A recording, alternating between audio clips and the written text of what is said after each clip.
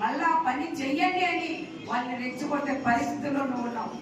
దయచేసి sir, Chandrababu sir, ఇలాంటి వాళ్ళని వెంటనే మీరు శిక్షించి వీళ్ళ కేసులు పెట్టి లోపల బొక్కలు తొయ్యాలని, ఇలాంటి వాళ్ళ సైతం వాళ్ళ మాటలు విని గ్రామాల్లో కూడా రెచ్చిపోతారు.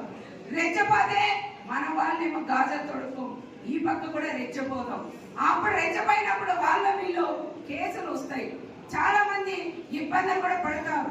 ఆయన రెపరెప అంటాడు, పైన ఉంటాడు, కింద వాళ్ళు మాత్రం చాలా ఇబ్బందులు పడే పరిస్థితులు ఉంటారు.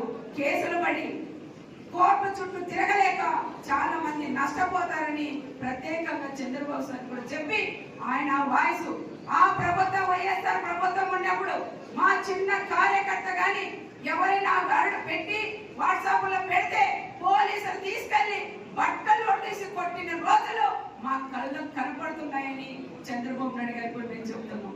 అలాంటి వాళ్ళు కూడా సెల్ ఫోన్ కూడా తీసుకొని అక్క మా సెల్ ఫోన్ పీకున్నారు, మమ్మల్ని చాలా దురుసుగా మాట్లాడారు, మా అమ్మల్ని అక్కలు తిట్టారు అని ఎంతో మంది ఏడ్చిన యువత కూడా మా కళ్ళ ముందు కనపడతారు.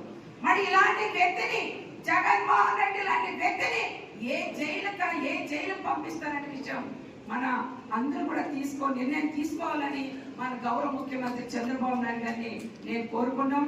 రెచ్చిపోయి మాట్లాడి చాలా మందికి ఇబ్బందులు కూడా పెడుతున్నారు. దయచేసి ఇలాంటి వాళ్ళని కఠినంగా శిక్షించాలని మరొక్కసారి చంద్రబాబు నాయుడు గారికి నా రాప్తా నియోజకవర్గం ప్రజలందరి తరఫున నేను సార్ కూడా విజ్ఞప్తి చేస్తున్నాను కూడా తెలియజేసుకుంటూ అందరూ పోయి